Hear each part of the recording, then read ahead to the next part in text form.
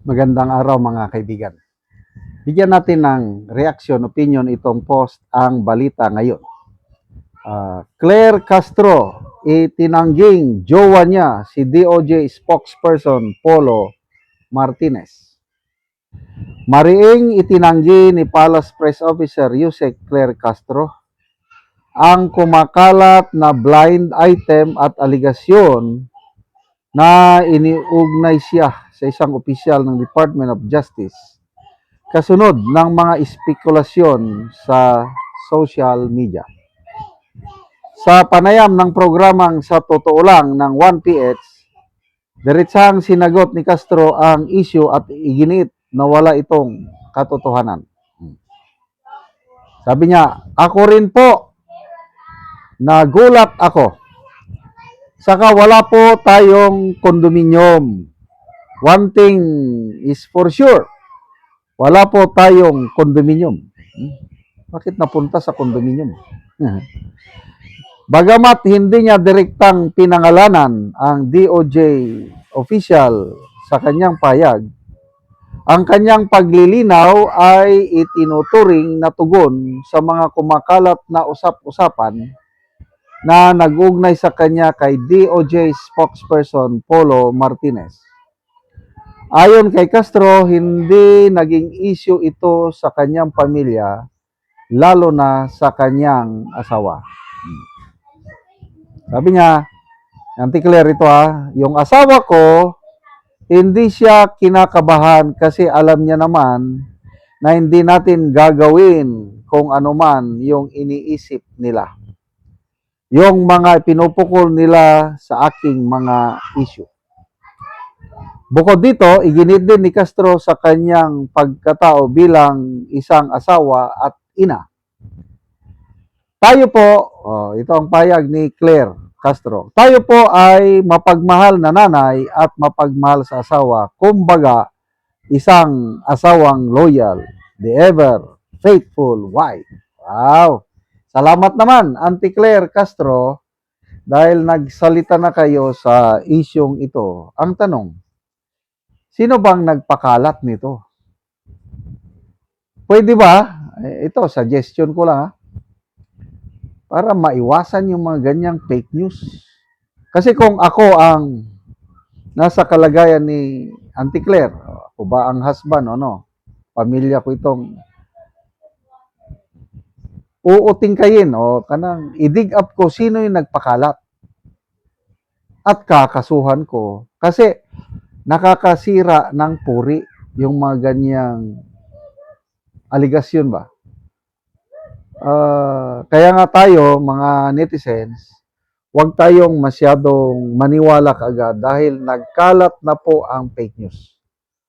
Maraming nagpo-post sa social media, ang number one na habol nila is yung views. Kasi kung ang post mo mataas ang views, maraming nag-comment, maraming nag-share, kikita ka ng malaki. So, yun na po ang tinitingnan ng ibang nagpo-post sa social media is kita lang sa but they do not care kung totoo ba o hindi ang kanilang pinopost. So, this is not a good sana hindi na maulit ito. Suggestion ko lang ito, sana sampahan ng kaso ni Auntie Claire Castro itong mga nagpakalat ng balita tungkol sa kanya. Dapat lang, yun ang Filipino values natin. Yung marriage is holy ang marriage. Once na nag-asawa ang tao, dapat maging faithful tayo sa ating kapartner. I think may verse yan sa, saan ba ito? I think Malakay. Yung sinasabi dyan na mahalin natin, let's be faithful to the wife of our youth. So kaming mag-asawa, sa tulong ng Diyos, naka 43 years na ba kami? Kasi 1982 kami ikinasal eh. Ay, naka 44 na pala kami. Ay, hindi. 43. Mag 44 years kami. And by God's grace, yan. Buo pa rin ang aming relasyon. At sana God will bless us more years in our marriage. Excited na kaming mag-celebrate ng aming 50th golden wedding anniversary. Kailan ba yon? 2032 o 31 ba? Kasi 1982 kami kinasal eh.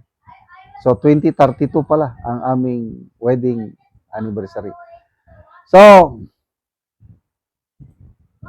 congratulations po sa mga kapwa ko seniors na nakaabot na ng golden wedding anniversary. Kasi ang pundasyon po ng ating society is family. Ang lahat nakasalalay sa relasyon ng husband and wife. Pag hindi naman maiwasan, nagkakaroon ng away sa mag-asawa. Ganon sa aming mag-asawa. Nagkakaroon pa rin. Kaya lang, isa lang ang nakita kong solusyon dyan. Referee sa marriage.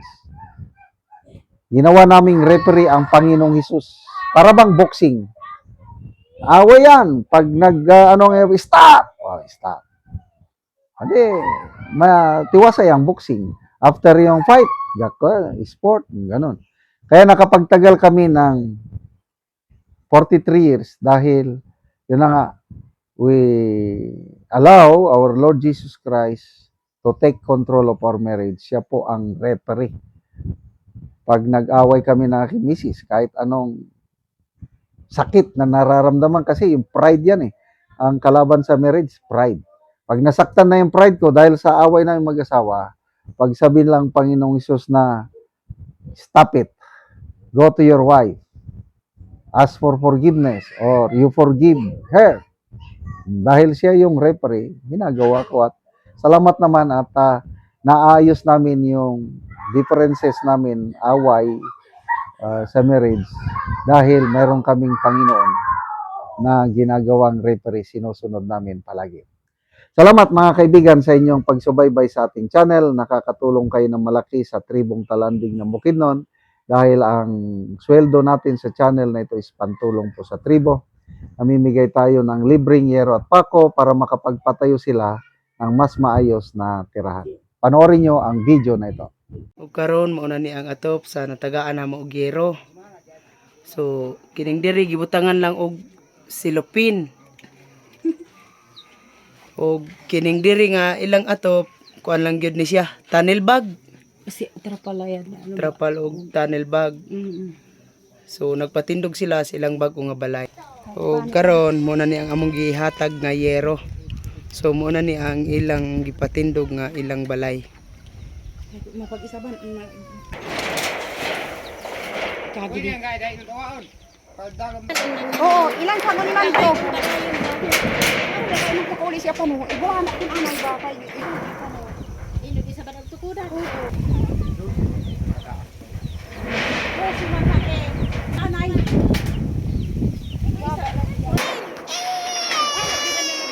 Dito ang si Kadidin.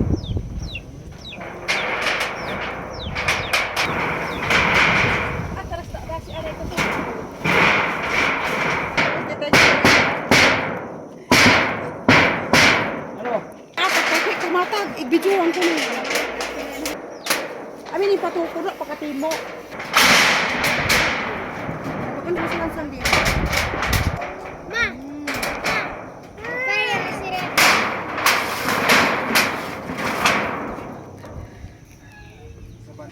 Ug karon human na gyud sa pag-atop ang among ginahatag nga yero. So nakatop na gyud sila sa ilang bag-ong balay. Salamat sa Ginoo sa naghatag sa seed. Nakabalay na gyud mi kay gitabangan na mi kay. Gaulanan na among balay. Pila na dito katuig ang inyong balay? Kanang unan ninyo nga balay. 5 na katuig. So gaulanan na gyud siya. 5 na katuig. So karon di na mo maulanan kay nakabalay naman mo og bag-o. Dili na ulanan kay nakabalay na mig bag-o. Salamat kaayo nga mapadaan unta ni nga tabang. Oh, salamat kaayo. Salamat.